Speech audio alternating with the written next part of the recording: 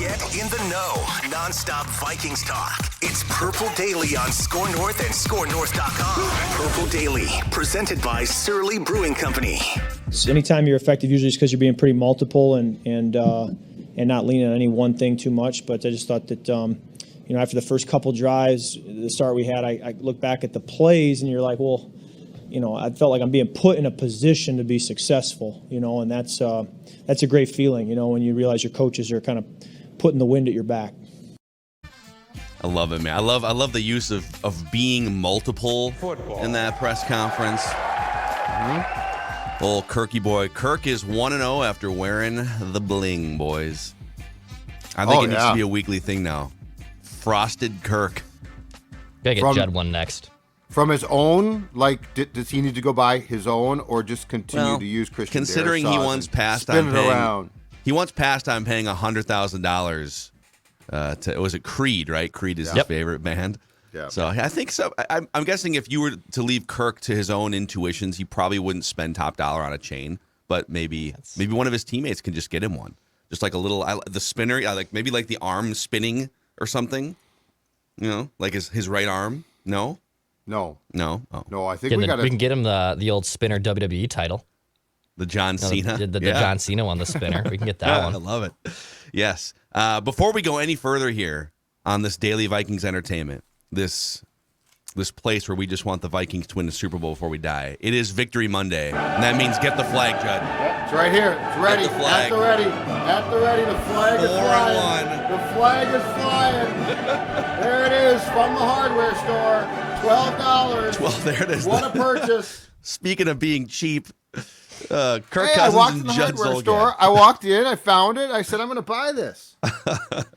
Amazing. Judd and I both dressed alike today with our Purple Daily hats. We will make those available in another pop-up shop here soon, very soon. It is DX Monday, though, Phil, on Monday Night Raw tonight and on Victory Monday, so I just had to make sure I wore that break shirt. it down. Are you ready?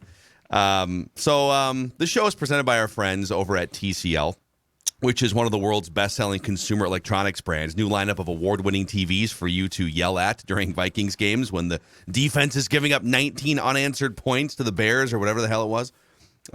It's got AI-powered 50-megapixel triple camera system on that phone as well, as I mix and match copy here. Go to TCL.com to learn more about this incredible electronics brand. Also, man, it's so fun over the weekends when people are just drinking those Tall Boy Before I Die beer cans. It's a trip for us to see our show slogan on a Tall Boy can of Surly inside that stadium as well. Yes, so, I actually heard or saw a tweet from a Viking/Surly fan yesterday that the stadium sold out of Before I Die. Hey-o. So, the popularity is off the charts. But you know what? Let's talk about this. Let's talk about Sunday. Coming up on Sunday. That's right. It is a Vikings watch/vent line party at Surly Brewing, where we will be, at least Dex and I will. Phil, I believe you're coming in for the next one, which is going to be on November 6th for the Washington game. But we want to see you because we want to drink Before I Dies, Furious, any of the great Surly Brewing products.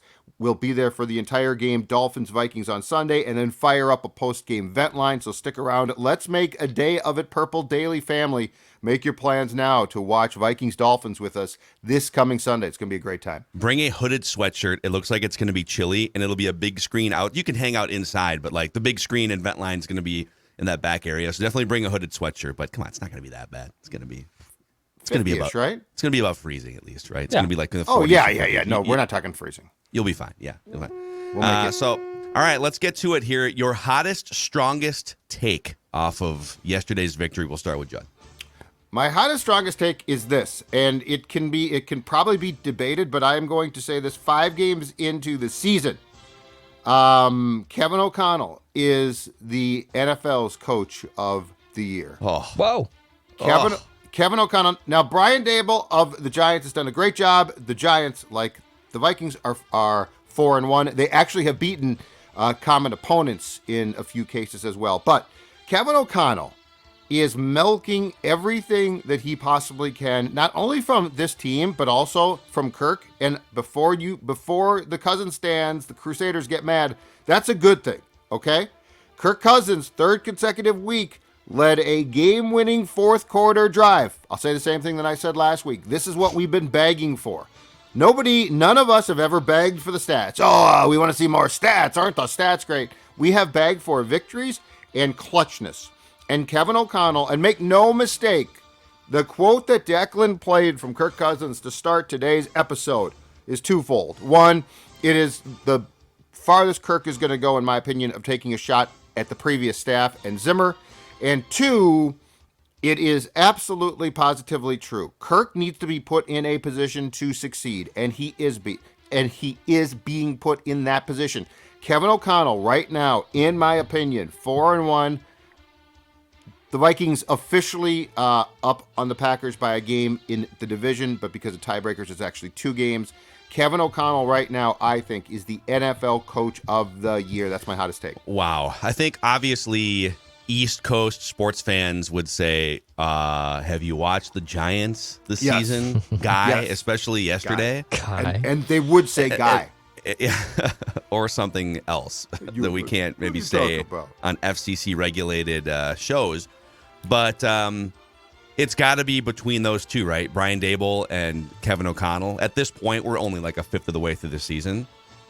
And both teams are kind of, I think, the people and the talking heads around the league are kind of looking at the Giants and the Vikings with a little bit of a skeptical side eye, saying, well, okay. The Giants, Daniel Jones doesn't look that great yet, and they're kind of in these weird games, and the Vikings have mostly beat up on teams that are struggling, although the Packers win. The Packers I know they lost yesterday, but that's a good team. So those teams still have a ways to go before, even though they're both, 4-1, before like the league says, okay, officially now you're on the level of the Eagles or what have you. But yeah, it's got to be between those two guys for sure. All right, God, that was going to be, honestly, that was going to be mine. So we always say, like, have a couple hot, strong audible, Vikings takes audible. here, okay? I'm going Hot, to... Can.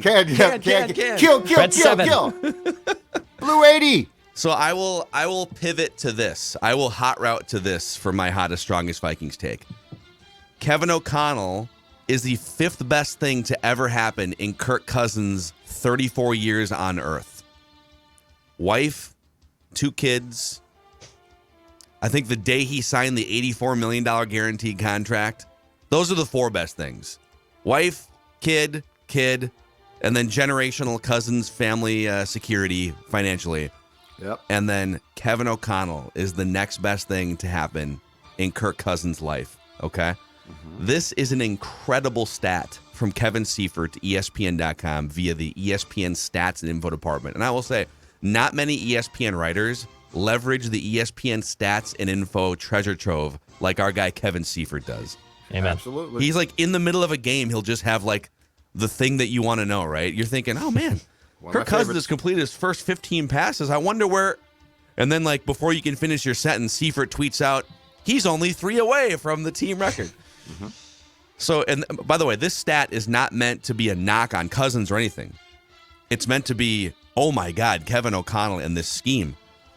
Kirk Cousins threw 41 passes on Sunday, none of them into a tight window. And again, that is not to say, oh, he's a coward, he's not throwing it in a tight window. He had one of the better games of his career, and I know that like the touchdowns were, they had a bunch of rushing touchdowns, including himself. So the numbers may not look like it, but like that's one of the best games he's ever played as a Viking. He threw 41 passes, none of them into a tight window. That's the most attempts without a tight window throw since the Next Gen Stats began tracking it 6 years ago. And again, it's not because he's avoiding tight windows. It's because every single pass play had receivers schemed wide open. He's just looking around like, wow, okay, do they have 4 defenders out there? I guess I'll just throw to Justin Jefferson for 20 yards. Yes. He's doing what he needs to do within the scheme. But that was a brilliant day of play calling and scheming. And I think the Bears defense was kind of exposed as a bit of a fraud. You know, they haven't really played many great quarterbacks, if any, this season. But wow, what a partnership this is turning out to be here. If we are to believe the first half of the Packers game, first half and end of Bears game, and end game sequences for 3 consecutive fourth quarter comebacks. So Kevin O'Connell's doing a marvelous job of doing what we have talked about for how long, which is he's empowering Kirk. But it's working because he's also instilling confidence. It's working because he's providing options. And the thing, too, is, keep in mind, this offense, as far as the steps go in getting everybody comfortable, is not there yet. And I think what we are seeing is on a week-by-week basis, the comfort with Kirk, the comfort with the skill position players is growing, right? Mm-hmm. And so, this is why it's starting to work now. So there is a lot more good to come just through the natural progression too.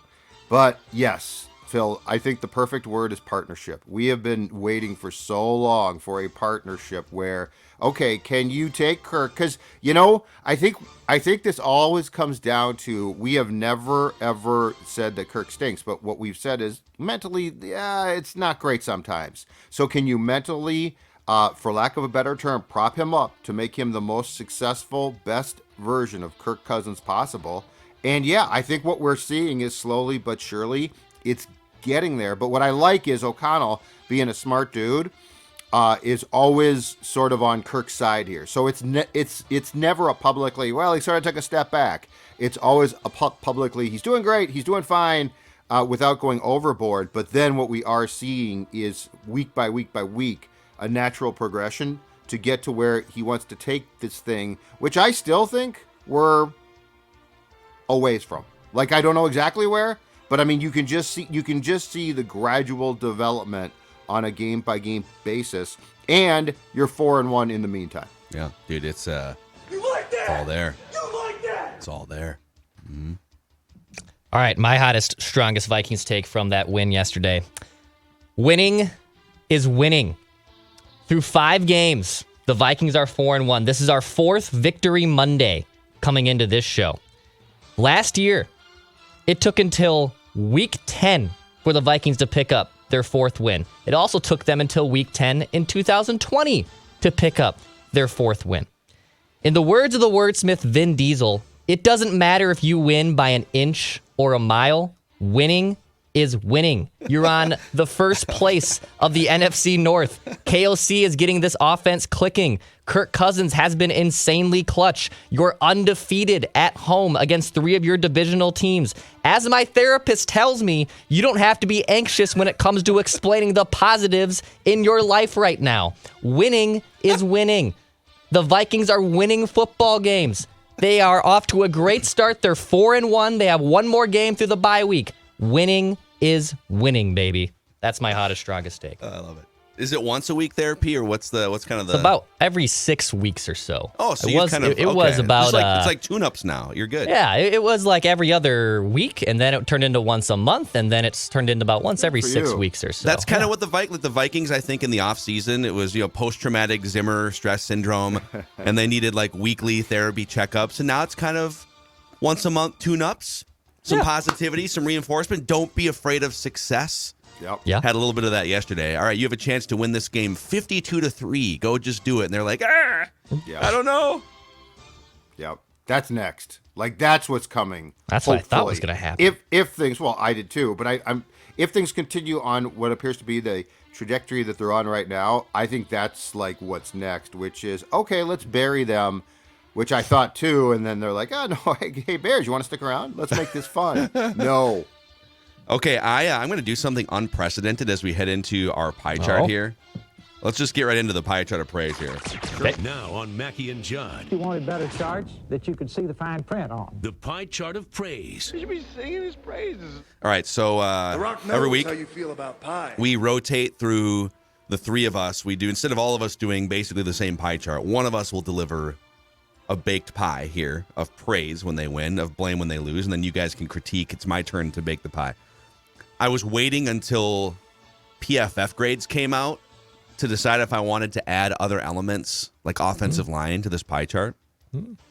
I have seen the PFF grades and the data and some of the I guess advanced statistics, and I'm going to add a chunk of pie here on the fly. I need to do math on the fly here. So Godspeed.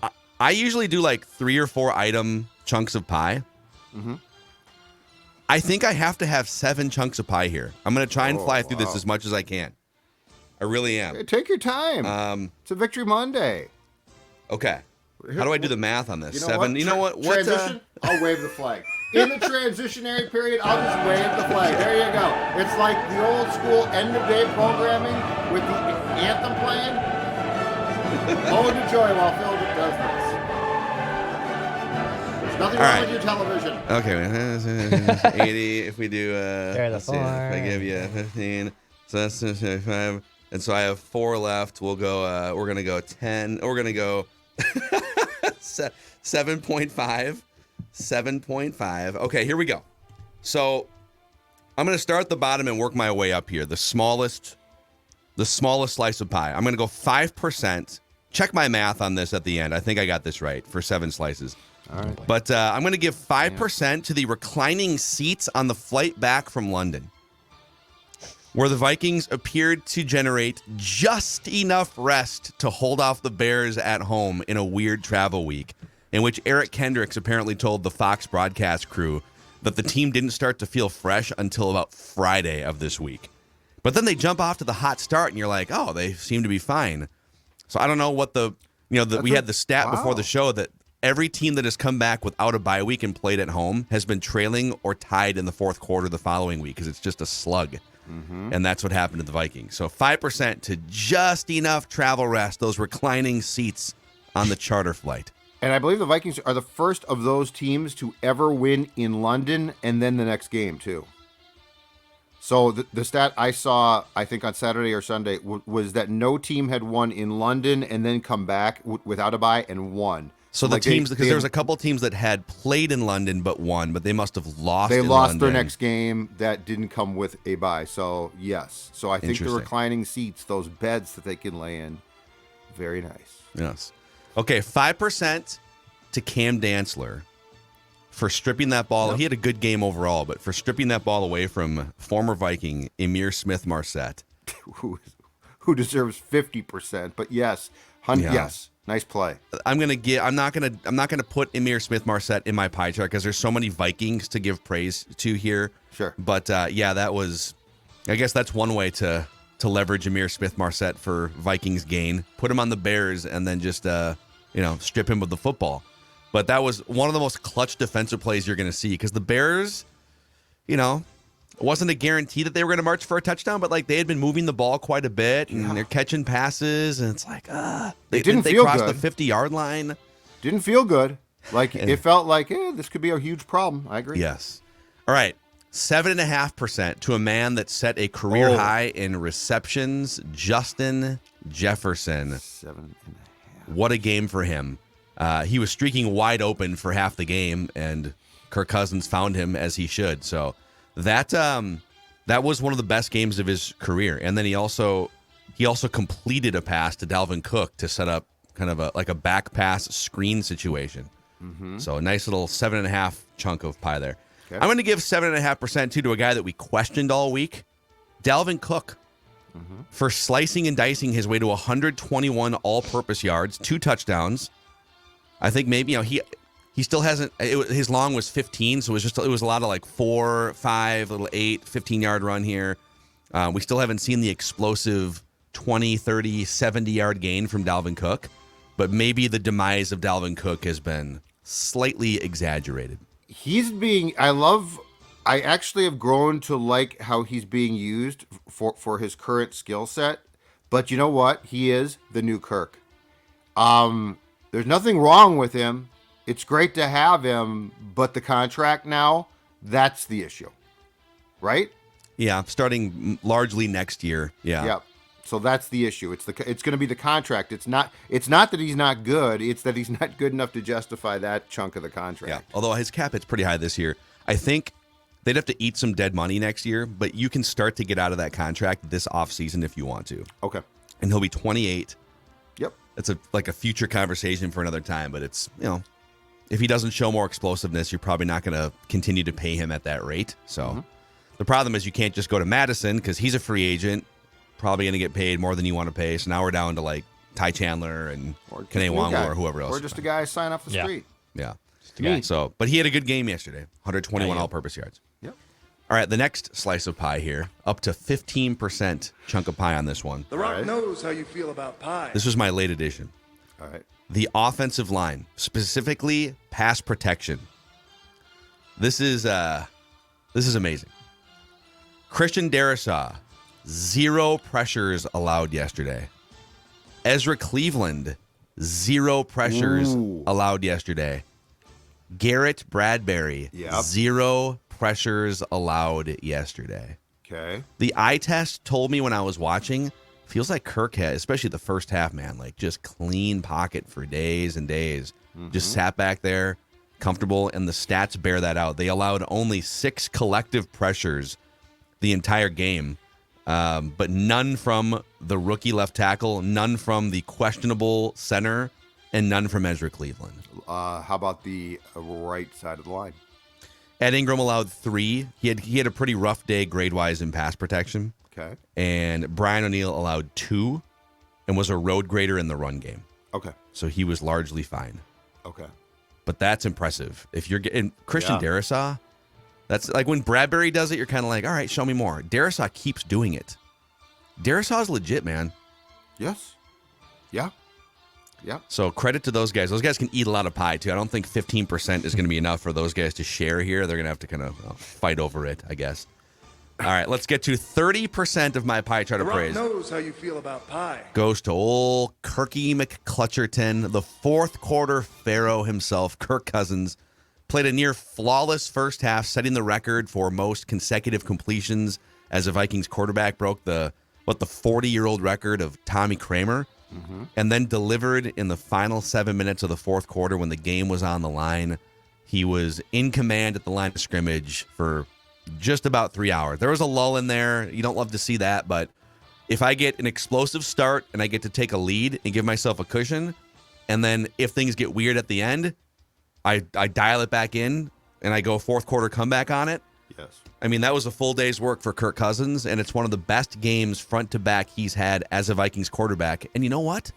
All you Cousins Crusaders out there, you're probably looking at his stats saying, well, he only threw 1 touchdown. Oh, but he led the Vikings to multiple touchdowns with his great play, following this great scheme.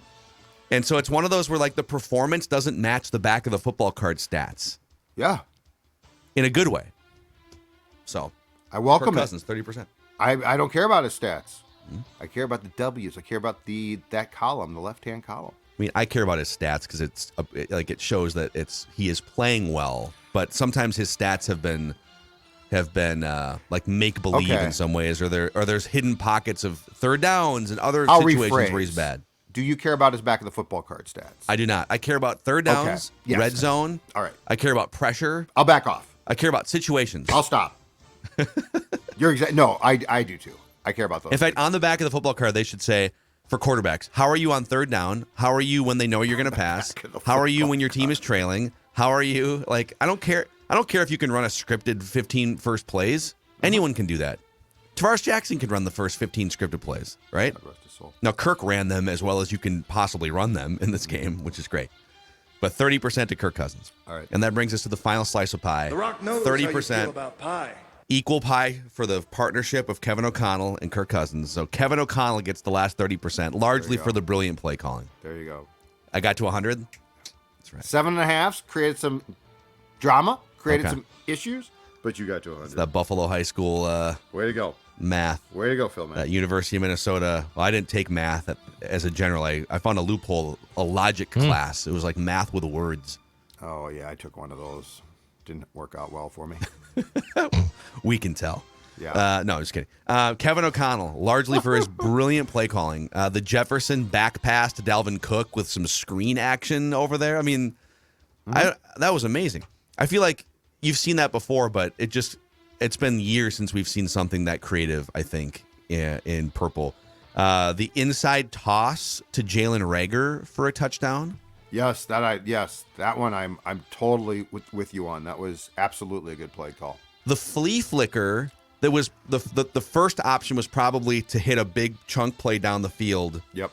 But that wasn't there, and there was some pressure leaking in. And so Cousins bails to the screen action that they had set up to the right. So it's a flea flicker with a deep ball, some sort of a deep route. I don't know. I didn't see like the all 22 what the route was. And he bails over, instead of it just being a check down, it's a check down with 4 gigantic offensive linemen ready to road grade. They only got like 5 yards on it.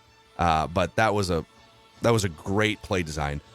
And then I think just KOC finding ways to get Justin Jefferson the ball all over the field, wide open looks. He had like 5 yards average separation on his catches yesterday. So 30% Kevin O'Connell, 30% Kirk McClutcherton, 15% offensive line, 7.5% Dalvin Cook, 7.5% Justin Jefferson, 5% Cam Dantzler, 5% the reclining seats that led to just enough rest coming back. You go seats from London. The Rock knows how you feel about pie. All right. Did I get it right? Did I get it wrong? What do you guys? You did. You got it. You got it all. That's a lot of pie. I know. I didn't want to leave out Dalvin. You can't leave out Jefferson. No. Right. You can't leave out O'Connell or Cousins. I mean, Dantzler had the game-winning defensive play, so it's like, who are you supposed to bump? I don't know. And as a whole, the defense probably doesn't get a ton because the game was largely became far too interesting because of them, not because of what Kirk did. No, I think you got it. I was trying to think of like a small piece of a small 5% piece that you excluded, but I don't think there's one. I think it was pretty cut and dry that there were certain people yesterday who deserve credit, and I think you hit on every one of them. And the O'Connell Cousins thing is actually become fun to watch. Let's actually, I think, Deck, you have a clip on, is it Kirk talking about his growing relationship with Kevin O'Connell? Yeah. Let's hear from the fourth quarter. Yeah, he's really been that way from day one. I will say that you said it, we're developing. I think we're getting there. I would tell you that after being in a system for 3-ish years, 3 different play callers, but a similar system, I'm not where I was at the end of last season in that old system. So, but we're developing and we're getting there, and I'm excited about that continued growth, and we have to keep showing that. We got to get to the bye and look back and feel like we are every week taking another step towards that synergy, and he certainly is in my corner, and I think that makes for a great help as a quarterback. And then the comment off the top of the show too, where he says, "I feel like I'm being put in a great position to succeed." Yes, and he actually in that press conference referenced the stat that Seifert had. He referenced that something along the lines of, "I don't think that I made a contested throw all day," which was absolutely correct. Yeah. So it's just. Here's what I like too, just from a mentality standpoint. I like the fact that it feels to me in his press conferences that Kirk Cousins now feels comfortable owning what he's doing. I always previously felt he didn't. Like he was trying to beat around the bush, or he was trying not to assess blame, or he was trying to dodge. And it feels to me like on a weekly basis, when he gets up to the podium, that he owns his portion of what he is doing. It doesn't mean that he owns the entire thing, but there is a level of calm and confidence, I think that's probably the best way to put it, from Kirk, that I don't think we have seen since he arrived until now. Yeah, well, this is what happens when, your boss, in this case, it's kind of weird to think of it that way in the NFL. I think it's more of a partnership with quarterbacks and head coaches, but however you want to, classify it, when it is a partnership, and it always felt like an adversarial thing, Zimmer just wants Cousins to do his job. And if Cousins doesn't do his job, admitting that you failed in your job only compounds the angst between the head coach and the quarterback. And in this case, you have a head coach that's like, dude, guys are going to make mistakes. It's okay. Greg Joseph misses the extra point a week ago in London. And instead of freaking out or ignoring him or freezing him out or bringing kickers in for a workout or whatever it is, Kevin O'Connell walks up to Greg Joseph on the sidelines during the moment and says, "Hey, it's coming back to you. So you're gonna dig yourself out of this and make a game winner." And then he celebrates him in the locker room afterwards. So there's just these guys all feel like, okay, I can make the mistakes that I'm going to make because football's hard, and the opposing team is getting paid collectively $200 million to stop what we're doing. Like those guys are getting paid $200 million as professionals to study us all week and to throw a wrench into what we're doing. And so we're going to make some mistakes. And it's okay. Let's find a way to grind through and win anyways, which is what the Vikings have done the last 3 weeks. A team that didn't find a way to win anyways yesterday morning. You know, I think for Vikings fans, there's the joy of the Vikings winning and the joy you feel on Monday. But then second to that, it's the joy you feel when hilariously the Packers lose. This is Packer Vent Line on Purple Daily. I think this is an example of why coaching is so important in football. You have so many moving parts. You have so much that the head coach and the staff have to command. How did he get out-coached today? I'm trying to answer the question. You You can't have so say it many unless things you that can back go it wrong up in a with a game. reason. You've got to adjust. You've got to What? adjust. You've got to make in-game adjustments. You've got to coach your What guys didn't up he adjust when they're to? struggling. What did he? The defensive back. If you'd shut up and let me finish. No, you can't say anything until you answer the question. Why and how was he out-coached? You can't tell me 20 ways a coach can get out-coached. How did he get out-coached? What? What adjustments?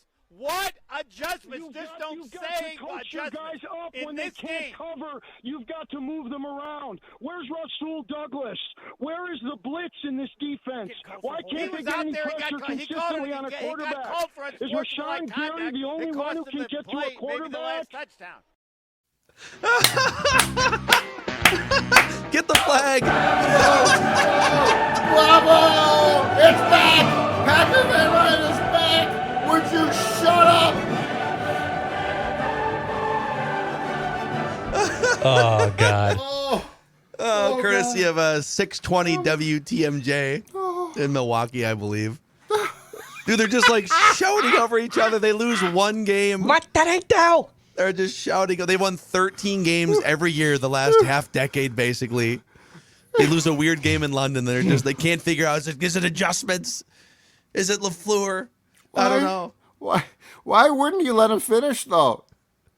I don't know, man. Who cares? It's great. It's hilarious. We got more where that came from. We got one more. We got another one.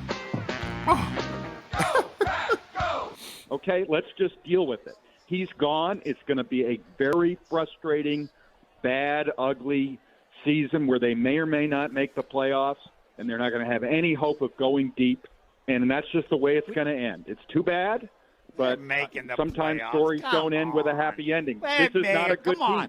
They're making the playoffs. Yeah, they're making the playoffs. Yeah, I agree. Really? Yeah. Yeah. I mean, when 9-8, Homer, will 9-8 make the playoffs? Because this is a team. I'm telling you, they're making the playoffs. Oh, Homer! It's Homer. Oh, is his name Homer? His name actually Homer? That's his or did he call him a Homer? No. It's a longtime host there, and I believe is it Homer Drew, but that's his nickname, Homer. Okay. And he's like the voice of Marquette basketball too. But he like freaks out about stuff. This is great. You know what? They have found the replacement for our show from there. The Green and Gold post game show. Yes, when the entire station was put down, unfortunately. Well, that used to be Bill Michaels and Gary Ellerson. Yes. Oh my gosh. Yeah. This is I think Odyssey owns. I think this is the one of the other talk station that made it through the chaos. This is a big one, but yes, I love this. This is great. Declan, we have found the Holy Grail again. Oh, God. Good job. Amazing. You know what's funny? I did see this happens once in a while on Underdog. Mm-hmm. People were sending us screenshots of like, listen, the Vikings are going to do their job, but I woke up in the morning and the Packers submarined my Underdog ticket. Oh. That's your fault for putting Packers on the card, though. Yeah, I don't do that. However, our guy Keaton sent me this 5-item slip that hit all 5 of them for him. By the way, I double-checked that all of these did indeed hit, and they did. We had Dalvin Cook over of rushing touchdowns. Justin Jefferson at 85.5 receiving yards. Underdog was giving you a hammered over right there. Irv Smith, 2.5 receptions. KJ, 2 receptions. All those hit. And then he threw in a Nick Chubb. 1 rushing touchdown to complete the 5-item parlay. So bravo to our guy Keaton there at Underdog Fantasy. You can join Underdog Fantasy with promo code SCORE, SKOR. Show us your slips as well. When you download the Underdog Fantasy app and you use that promo code SCORE, SKOR, it helps us out too. So go download the Underdog Fantasy app, the best and easiest way to play fantasy sports. This probably happened in the Zolgad household, but around 6:15 this morning, my wife and I feel like the drumming of 2 paws, just just tapping our backs. She's trying not to go Edward Scissorhands and like slice our faces, but she's trying to like tap, tap, tap. Hey, I want my Nutrisource chicken and rice. It helps keep my digestion and gut health intact and helps keep me spry and young. That's right. I'm Maya Mackey. Pour me a scoop of that glorious food.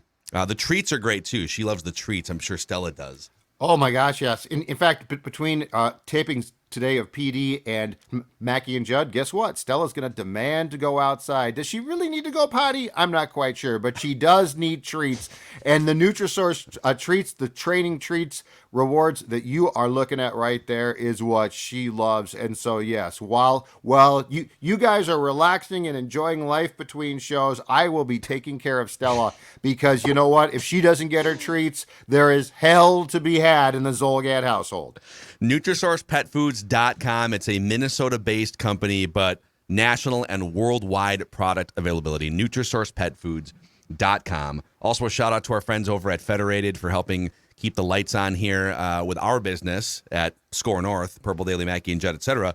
But also, they've been working with other business owners in and outside the state of Minnesota for over 100 years. A lot of savvy Minnesota sports fans over there that I've gotten to know too throughout the years. So check them out. If you're a business owner and you want to just find out how you can fortify and protect your business and reach new heights, federatedinsurance.com, where it's our business to protect yours. All right, when the Vikings lose, we go through our silver linings to keep it balanced. When they win, we go through our nitpicks to keep it balanced. So, Judd, throw out your favorite nitpick from yesterday's win over the Bears. It probably goes beyond just a nitpick, but my top talking point off of a game that, by the way, on film has a ton of things to correct. Special teams, which against the Saints was absolutely outstanding, and I think swung that game. I think special teams played a large role in the fact that the Vikings won in London. Well, in this case, Greg Joseph missed wide right from 53 yards. He had a 51-yard field goal attempt blocked. There was a fumbled punt.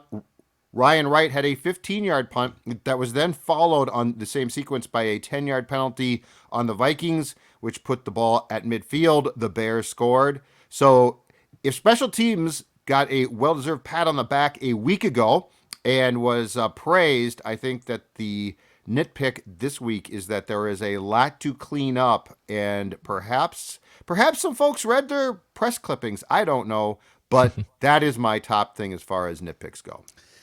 We talked about this on Ventline yesterday, and I think I fall sort of between what Declan was saying, which is, okay, 50-yarders aren't going to be automatic, which I agree with. But on the other side, the best kickers in the NFL, including Greg Joseph last year, are making like 75+% of their 50-yarders. He made 7 of 9 last year. Mm-hmm. I looked this up. The league average for 50+ yard field goals last year was like 67%. So he's 1 of 5. One of them was blocked. Hard to place full blame on him for that. But he's got, like, I need him to be making half of his 50-yarders. You can't just be not making 50-yarders. You don't need to be Justin Tucker or anything. You're ridiculous. God. But can you make some 50-yarders at some point? And he made a bunch of them last year, so maybe he's just in a funk. Some other people are saying, and I'd have to dig deeper on this, that he has been bad from the left hash mark on these. Maybe he's more comfortable kicking these 50-yarders from the right hash mark.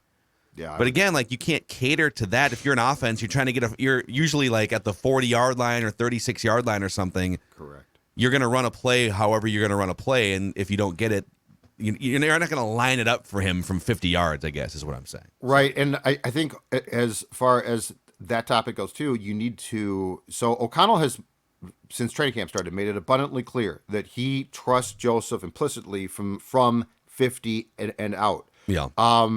If this is going to continue to be a trend and a problem, I think you at least need to change your fourth down thoughts there, too. So like, he either needs to become a bit more consistent here, or O'Connell is going to have to shift and say, hey, if it's 4th and 3 on a 52-yard potential field goal attempt, we need to go for it. So, like, that's the change there. It's got to be a path. Either Joseph starts to be more successful on a kick that has become, to what the statistics say, and it's obvious, more commonplace being made now than it was 10 years ago, or O'Connell, who certainly is an open thinker when it comes to offense, needs to say, you know what? It's 4th and 3. It's a 53-yard attempt. Let's go for it and try and get those 3 yards. Is he an open thinker or is he a free thinker? He's a free thinker. He's a free thinker. He's a free thinker offensively, right? Like, I think he's a free thinker. But Kevin but O'Connell he's not dumb. and Kanye West, couple of free thinkers, just making the world better. Wow, that's the first time those two have been in the same sentence. Dex, what is your main nitpick from yesterday? It's the obvious one for me. It's just that there's been really no adjustments, I feel like, on this Vikings defense. Outside of the Darnell Mooney play, which was legitimately one of the best catches of the NFL season, the Vikings defense just continues to be a little bit of a sieve, and I understand that there's like this shell coverage, and that's Ed Donatell's system, and we don't necessarily have the cornerbacks and really the defensive backs in general to play press and play man and play right up on you because we don't have really good cornerbacks. But you have to make some type of adjustment here, and even putting guys like Danielle Hunter dropping down and not pass rushing and getting after the quarterback, to me, it's clear now that the Vikings have to make adjustments on defense in the second half. They haven't allowed touchdowns the fourth quarter, so it's like it's kind of finding these weird gray areas where, yes, it's been successful, but you're getting gashed. You're letting the Bears run up and down the field against you. You allowed that to become a game. My biggest nitpick is just that Ed Donatell. There has to be some type of adjustments there. Yeah, it just kind of feels like they can definitely win games just being bend but don't break, which is exactly what they've been. They're like bottom 5 in the NFL yards per. They're allowing 6 yards per play on defense this season. Yeah, and it's not. They're gonna move the ball up and down. Now they've been fairly good at just holding teams to field goals or getting a timely turnover here or there. But at some point, I don't think you can allow that many yards and have it work out at the end of the season. So they got to find a way to it starts with getting pressure on quarterbacks. The underneath passes are driving me crazy. Yeah. And maybe what they're saying is, well, we'd rather allow that and force a team to go 11 plays than allow something big over the top. And just poor tackling. Like I know the Vikings, we've kind of hinted on that. Do they have enough speed? And there's some veterans here and they're a step behind. I mean, I would actually put more blame on just poor tackling. There's been so many times that teams have had 3rd and longs and the other team has thrown those little slip passes, those underneath passes, and all of a sudden they either get it or they become very close to getting a 4th down and manageable, and other teams are actually doing a very good job on 4th down against the Vikings. I would say it's even more poor tackling than it is having lack of creativity and speed. So it's just kind of fun pouring over some of the numbers here. So they're one of the worst yards per play or yardage defenses in the NFL. Scoring, they're 14th. They're just kind of right smack dab in the middle, allowing 20 points a game. And if you would have kind of told me before the year, they're going to be giving up 20 points a game, which is going to be better than league average. Take it or risk what's behind door number 2. And I think with all of these aging players and with the question marks about Zadarius Smith and Danielle Hunter's injury histories, I think I would have just taken it. So that's I'm going back and forth on like, yeah, you're watching it. And it's frustrating. I know. And I get why. But yes. I totally get. But yes, statistically, you're right. But when you watch it unfold, it's like, really, guys? They should, if they continue to somehow allow 20 points per game, which I think that's going to go up if they don't get the yardage stuff in check. They're going to win a bunch of games because their offense is now up to 28 points a game the last 3, and I don't think the offense is going to take huge steps back. So. We'll have to see. I don't think the defense is going to be the thing you're not going to win games like 16-9. You're going to have to score 24, 28, 31, and this offense is capable of it. Well, if this continues at the rate it's going with the defense, like not adjusting and just remaining this identity, I think the question becomes this: what is your goal here? Because, the schedule itself for the rest of the regular season is favorable. But this is the type of thing where you're going to start to watch this if it doesn't evolve and change, and you're going to start to say, okay, if you go to the playoffs, right? Because that's where it's going to cost you. That's where you're going to get a repeat eventually of the 2017 conference championship game. Because you're going to meet a good team in the playoffs, and they are going to put up, 40 points. They're going to spank you. So it really becomes the question of, what's the long play goal here just for 2022? Yeah. I think defense and special teams, those are great nitpicks. I'll give you this one. The Vikings are averaging only 8 points in the second half this season. So they've got like the Packers game and then this game. They just come out blazing in the first half. Just, oh my God, they're going to put up 48 points or whatever. And then they hit a lull of some kind, which is natural. These are NFL teams you're facing. You're not just going to boat race everyone. But in the third quarter, too, it's even like in the third quarter, I think they're averaging like a point per game. Let me find this. Yeah. So Buffalo's averaging 9 points per third quarter, for instance. The Vikings are averaging 1.2 points per third quarter. So they just come out and they fall on their face offensively in the third quarter. And this was a thing at times last year, too. So I don't know what they need to do at halftime, if they need to re-script some stuff at halftime and then come out. But their third quarter offense is among the worst in the NFL, and then their overall second half offense is also among the worst in the NFL. Something to figure out. Put that gas pedal down in the third quarter. Yes, exactly. So, all right, those are the nitpicks here. And one more thing here on this Monday. We introduced this a couple weeks ago. I think we can keep bringing it back as it makes sense. What are you doing, guy? Let's go to a different game for this one. And if you guys have examples of what are you doing, guy, that you want to bring to the table, you're welcome to. But late in that game yesterday between the Falcons and the Tampa Bay Buccaneers, Grady Jarrett, who is a Falcons defensive lineman, cuts through the offensive line. Tom Brady drops back. Oh, my God, here comes Grady Jarrett. Tom Brady takes a step forward, then a step to his right. There's nowhere he can go. And Grady Jarrett, running full speed, by the way, wraps up Tom Brady. Momentum carries them to the ground. It's like a roll tackle. But he kind of softly brings Tom Brady to the ground because he's 45 and he doesn't want Tom Brady to have any more problems beyond his current personal problems. It was a very standard, and I would even argue like the defender in that situation did all he could to not destroy Tom Brady, and he gets the sack. Flags fly. They call roughing the passer for unnecessary, I guess, force driving Tom Brady to the ground. And Jerome Boger, the head referee after the game, was asked about it by a pool reporter, and he said, "What I had was the defender grabbed the quarterback while he was still in the pocket and unnecessarily threw him to the ground. This is what I was making my decision based upon." What are we doing, guy? Yeah. What are we doing here, guy? Really? That's one of the worst calls I've seen in recent history.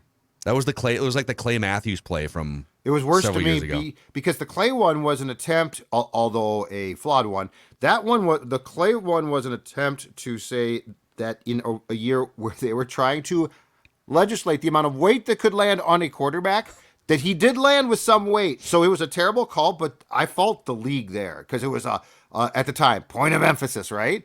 This one was nothing. There's no point of emphasis here.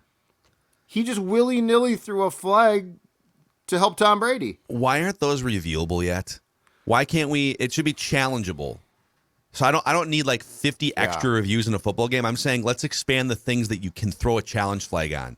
And if there's a 15-yard game-changing penalty like this, it could be a face mask. It could be a roughing the passer. Yeah. Go take a look at it. Just go take a look at it. And if you watch that play back, and we're all, grant some sympathy here to Jerome Boger and his staff, is these guys are watching full-speed football. Stuff looks different in full speed.